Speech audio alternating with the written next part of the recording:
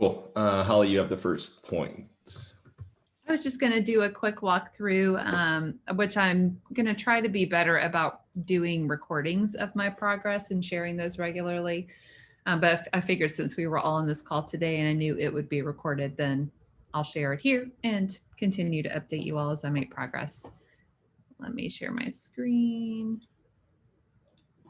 I'm still working through some details of some things here, but this is where I'm at so far with the prototype for the mobile version of work items. So the thought here is, which by the way, I don't know if you all could do it if you don't have the Figma open, but if you are a Figma user, you can get Figma Mirror, and it allows you to pull up the prototype on your device, which is kind of nice. So that's just an FYI. If anybody wants to kind of get a feel for using it on a phone, that's a good way to do it. So in this case, let's say we have a brand new work item that we've created. I might go to add in a title. And of course, this is a prototype. So I'm kind of just filling in the gaps a little bit here and there when it comes to typing things in. But now I've entered a title. I have included the tip-tap editor functions here at the top of the keyboard.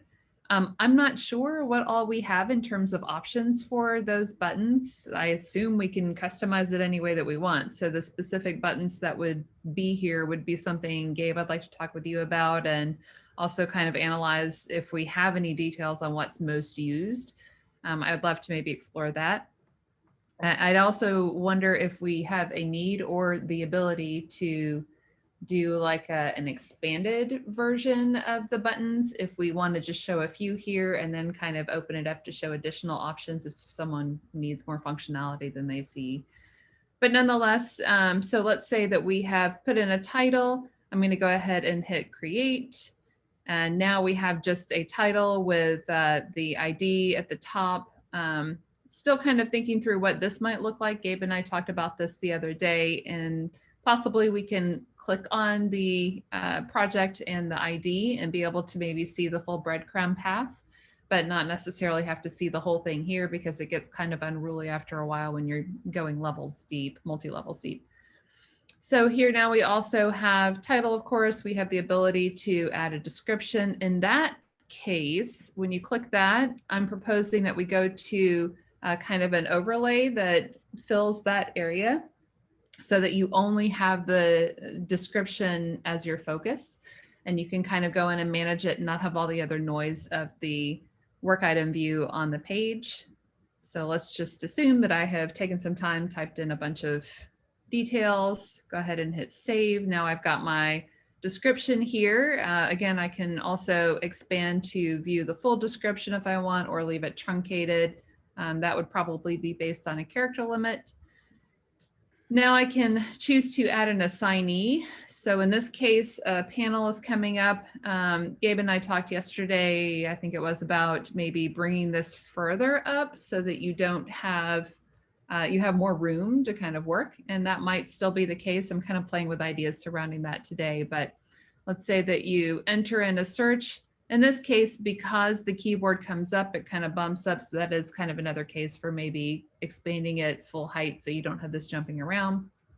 But let's say I've typed in a name, select that person, and now they appear here. And I can either hit the X to delete them, or I can just hit done and it adds them in here.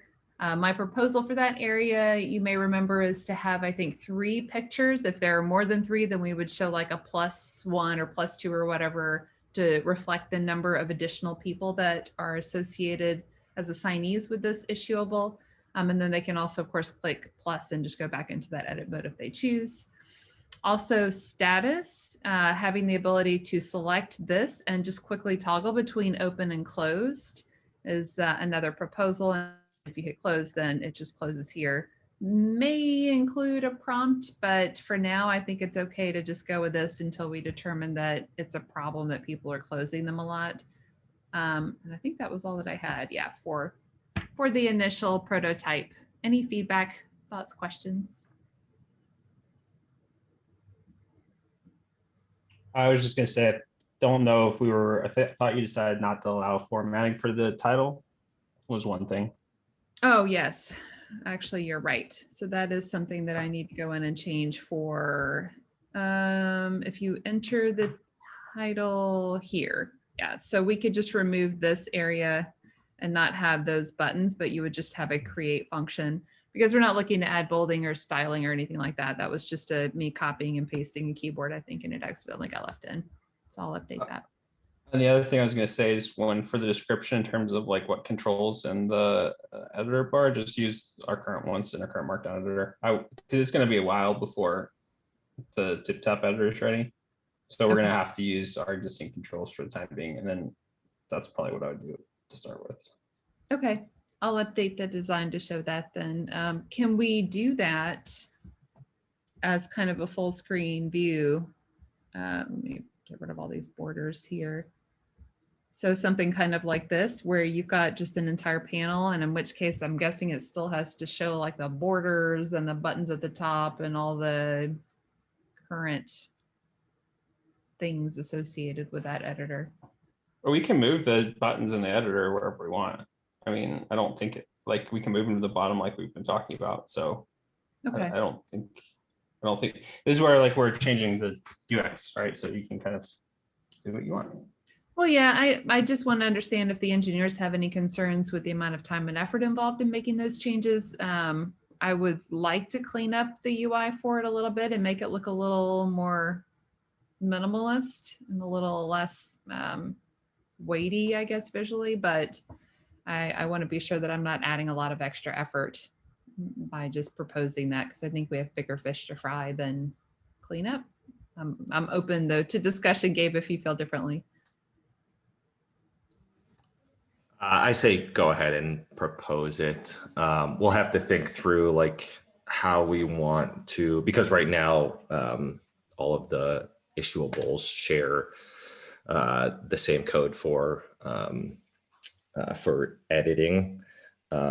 So we'll have to figure out, like, if we do make changes, do we want to also make those changes to like MRs while we're in kind of that that phase of having work items for issues, but not for other previously issuables items. Yep, agree. I've been tagging Pedro and Jarek and a couple of other folks in some of this and awaiting feedback. But I do think it's important to consider that as well. So if we change it for issues, are we able to change it just for issues? I'm sorry, you may have just said this, or do we have to go ahead and make the decision for, like, when we change that code base, are we changing it for MRs and epics and everything else as well? Yeah, we have to figure out what we want to do. We can do it either way though. Okay, good to know. The other thing I was adding a note for is we'll need probably, I'm just guessing, maybe we don't, but a way to preview the markdown for the description. Okay.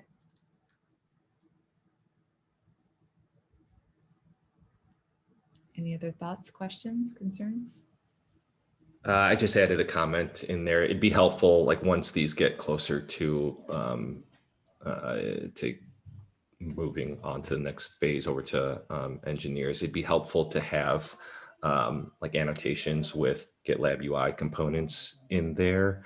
So like, as you're thinking through this, if there were any components that you said, or you thought, all right, let's use this from GitLab UI, just include that in there. And then also just notes on whether we can use it from GitLab UI as is, or if we want to change some things in GitLab UI, change the specs in GitLab UI to match the new design for work items. That is a great suggestion, and I'm happy to do that. Do you have a preference as to where those annotations live? Can they be here in Figma, or do you prefer that I document that in some other way? Does it matter? I think Figma is okay to just include it in there, and then we'll make sure that as front-end engineers are working on these things, they're looking through Figma. So Figma's can kind of be the single source of truth for the designs. Okay, will do. Cool. That is all that I had. So I'll stop sharing unless anybody else wants to see anything else or has any other questions or thoughts. Yeah, Holly, what happens to all the stuff in the sidebar, like due date, wait, all that stuff that currently looks really busy?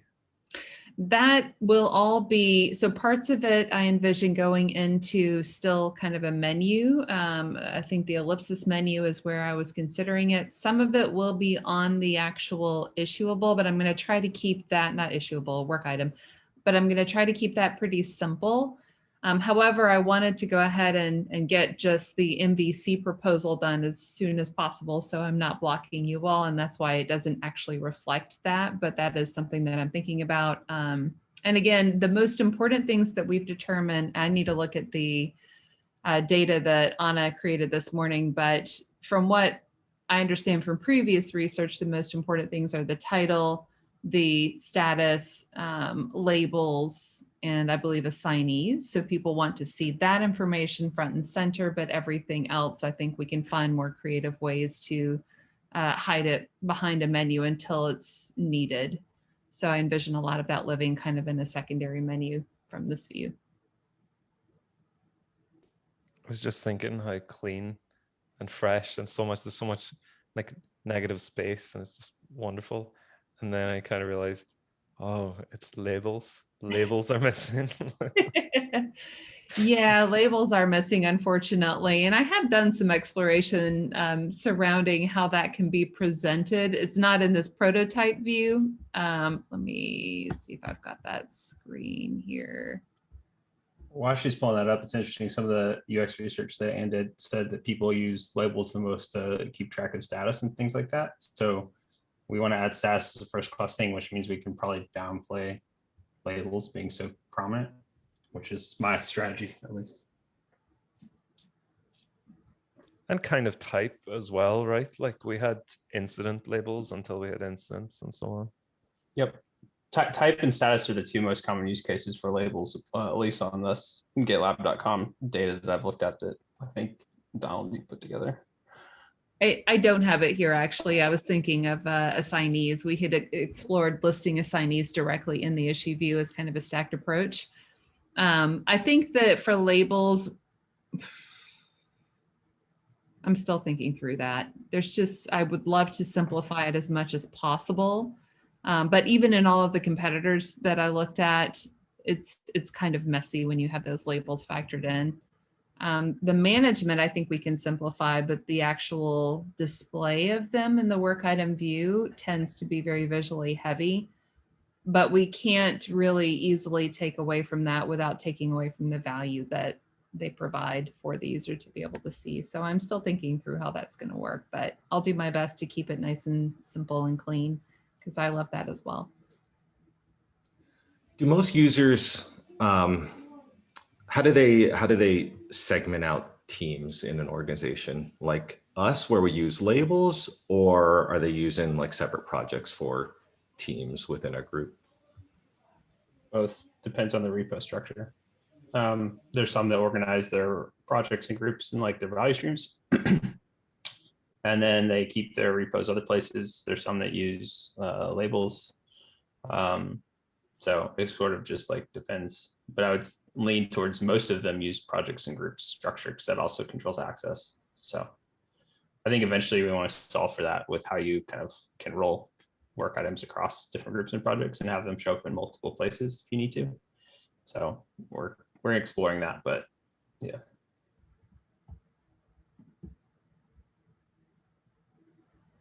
Cool. Holly, that looks awesome. I think it's also the first like mobile first mock that I've seen at GitLab, which is cool. So it's nice to like see that.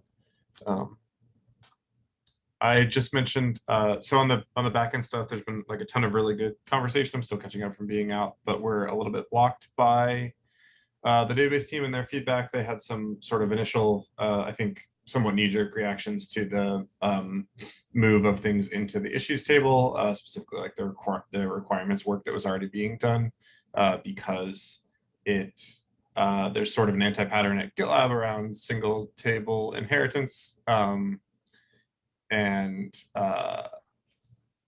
What we're doing is not really like true single table inheritance, but they do have some valid concerns that like we're intending to make a table larger in a time when we're trying to make tables smaller and organizationally and things like that. So I set up a sync with Craig just to kind of, who's the EM on the database team. And then John, do you know if he's also the EM right now for the sharding work? Is he like across both of those?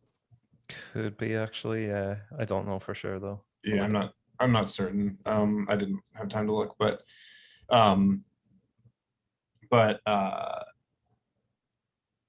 basically just to get him caught up on what we're doing, give him a high level overview, and then sort of like get on the same page so that we have, because what we're doing is a relatively significant database architecture set of decisions.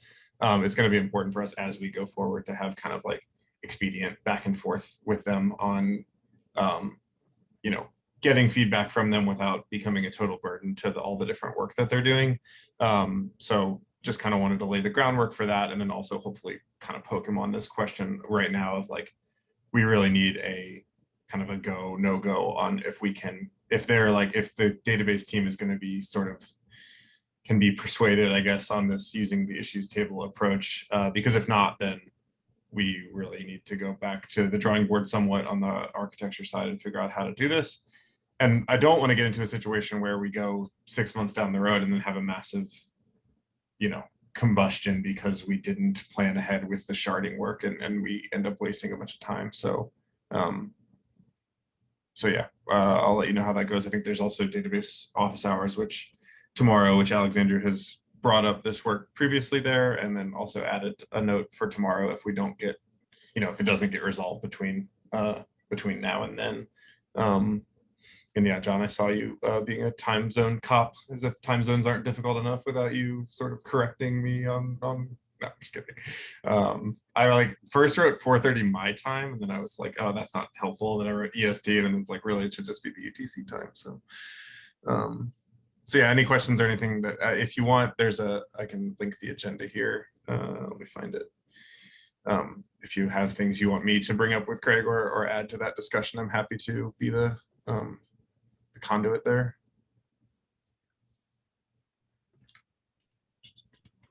Just that, like I'm kind of split on this. Like I'm not gonna get into a big philosophical discussion about this. Like, but like if we added all the other types at the minute, like epics and incidents, it wouldn't come close to the size of the issues table as it is. So we would never, at least as it currently stands, I don't think we would choose to shard that table by type, my opinion. That obviously could change, and we would hope that it would change, because we would hope that people would take up test cases and create, you know, millions of them and so on. But just as it is at the minute, like, and as far as I'm aware, like the sharding work is starting with the CI builds table, which is like 40% of the database currently. And that's going to be a vertical, like a completely separate logical database. And then we're going to go and like shard horizontally, probably by namespace or something. So I'm not sure what we really get by not moving everything into one table. Especially just because in most cases, like single table inheritance is a bad idea architecturally. In this case, we're actually building a polymorphic feature in the UI, and so there's an argument that this time it's appropriate for what we're actually building.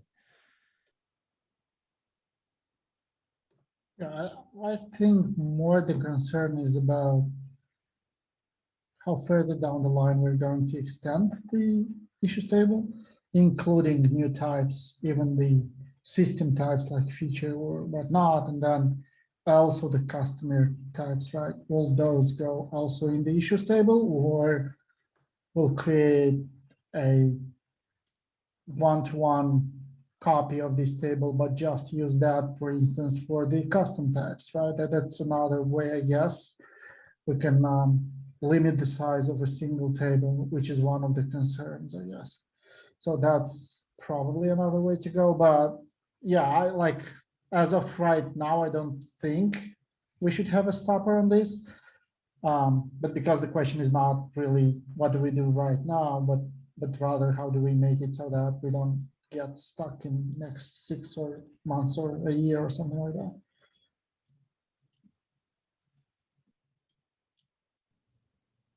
Yeah, and I was gonna ask Craig, like, how are they dealing with other? I'm sure that like every team has to be thinking about this to some extent, and like I'm sure that they've already come into places where they've had discussions about like how sharding is going to impact, future development. We also have this decomposition discussions happening on like what we need to do to make sure that all works properly. So just get his perspective on that, and I'll update y'all if there's anything important out of that. The other thing was just quickly, Holly, we could use your eyeballs on this delayed deletion merge request. It's kind of a S1 piece of functionality. So there's just a UX question in there for you if you can review that. Will do. Thank you.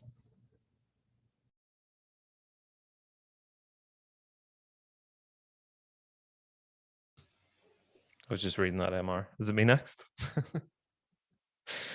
Yeah, cool. Yeah, I'm gonna try and set up a chat with Andrew, who's, I think you've probably seen the thread in Slack by now, but he's based in Australia, and it's really, really hard to get a time that suits, particularly like members of Europeans and Americans and Australians. It's just there's no part of the day that really suits everybody. So it's up to you. I'm gonna continue to talk to Andrew. He's talking about maybe moving it to like his morning or something before he gets the kids ready or whatever. But he tends to work at night after he's done a day's work. He works on GitLab, which is amazing. Alternatively, like I think Gabe wants to talk to Lee. So whatever way you want to split it, like I can talk to Andrew as that suits my time, and then Lee's in the UK, like so it would be just the same as myself. He might be able to join a call, in his evening and your daytime, if a couple of you wanted to talk to him.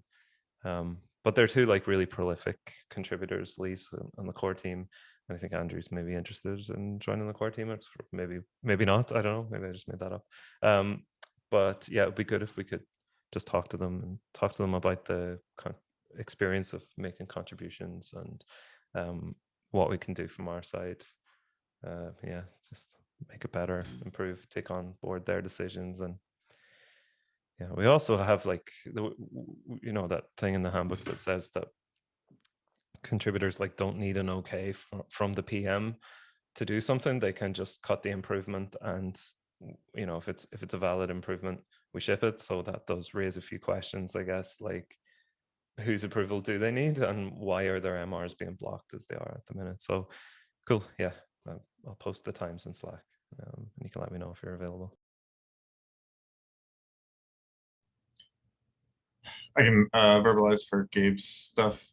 He wanted to follow up on the like DRI, and John, I was going to ask you because we had talked about it, but then I was out, and Alex has sort of emerged. So is Alex Andrew sort of officially? And it's weird to talk about him with me sitting here, but.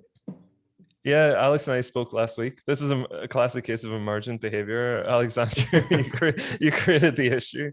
And yeah, well, look, it's like this. Like, Alex, if you would take care of the architectural blueprint, Jan's on the POC for the group projects consolidation. So he's going to stay looped in on this work because that'll obviously affect where issues end up. So there's two POCs there going on at the minute. One is to take epics to the project level. The other one's to take issues to the group level. Imre's doing issues to the group level. Jan's doing epics to the project level. Obviously, if we move issues to the group level, depending on how they do that, it affects this as well. I don't personally think it's going to affect it because they're going to create this new namespace thing and they'll still be at the project level and so on, right? So I don't think it's going to make much difference. But if it does happen to Jan will be looped in, and then if you could take care of just steer the architecture blueprint. You don't have to be responsible for asking all the questions, just making the final call. Yep, I'll try to do that. Awesome. I think that's a natural fit. You've already been doing tons of that work, so it's not anything new really, which will be great.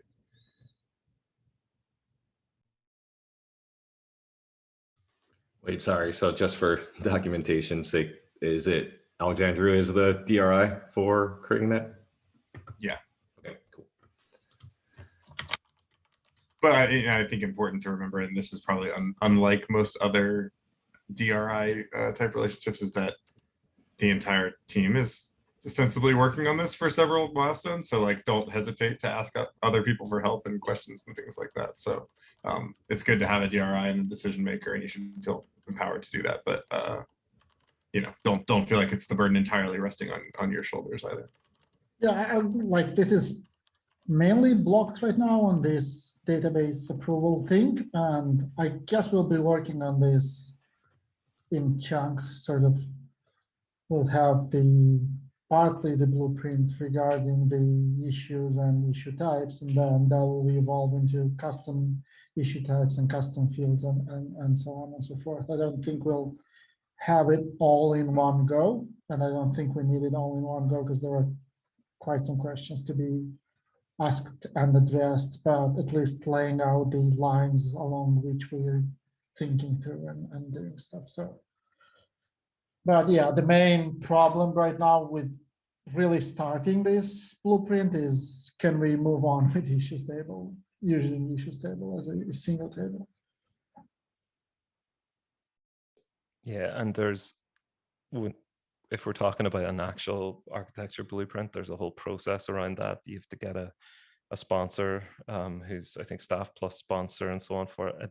If possible, I'd like to avoid that because I don't think it's necessary for something that's almost entirely application based. It's not, we're not bringing in a new framework. We're not kind of, trying to, whatever, like set the foundations of a new API or something, but just trying to answer difficult questions about a piece of application work that we're trying to do.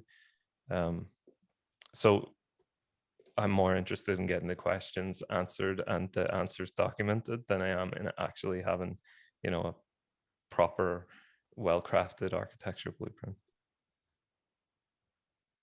Yeah, so I guess I can ask offline, like, how do we really want to proceed it, just as a documentation page, or do we really want to document this as a proper blueprint? We do have 2 staff engineers in plan, so maybe that is helpful or maybe not. I don't know, but yeah. I just think we need answers in a public place. Just that we can provide a comment in future to people and say, this is where the decision was made. If that means a separate page in the handbook where we add the decisions and just make a bullet list, I don't mind, but but I'd like to not go down the road of adding process, especially as there are it's defined that it's going to take, I think, a certain number of milestones and so on, and it just seems like a lot of overhead for what we're trying to do. Yeah, I wonder if the key artifact from that is creating documentation for other teams to be able to use work items, because I think it's important to document where the decisions were made, how they were made, but we're going to want to make sure that any other team can easily pick up a work item and extend a work item. So I think that's, to me at least, that's a more important artifact than maybe the formal architectural blueprint that we have a process for. Is that okay though? Like, I don't want to go through the process, but if we want to extend it company-wise, then there might be kind of a requirement to have it at the blueprint level, just because it extends throughout multiple groups. I don't know. Just asking.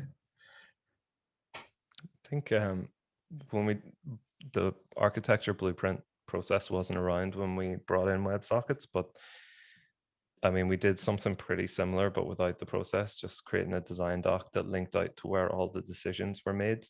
Because the thing that will happen is, if you're answering a question now about why we reused the issues table and you're defending that decision now, you'll have to defend it again in 3 months when somebody else comes on and says, why was this table used? And, it can seem counterintuitive, but it's the same thing. Why did we use action table when it's so high memory? And you have to go back and say, well, actually we reasoned it out and we looked at all the alternatives and there are multiple reasons why we did and so on. And you can point to the decision and they can self-serve. So you don't end up, justifying the same decision, but also explaining it multiple times. And then potentially down the line, you have hindsight bias where you think you should have used something else, but you kind of had the information at the time. The information we have right now is what we have for whether we should use the issues table or not. Maybe 6 months into sharding the database, maybe it's a bad idea, but for what we have now, like it seems like the right thing, in my opinion. Like, but the architecture blueprint might find something different.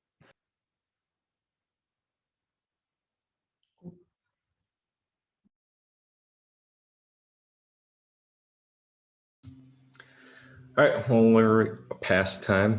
Anyone have anything else they want to add? I did play around with labels in the work item mobile view, but I'll just share it in Slack and we can catch up async. Cool, thank you. All right, everyone, enjoy the rest of your day or evening. Talk to you all later. See y'all.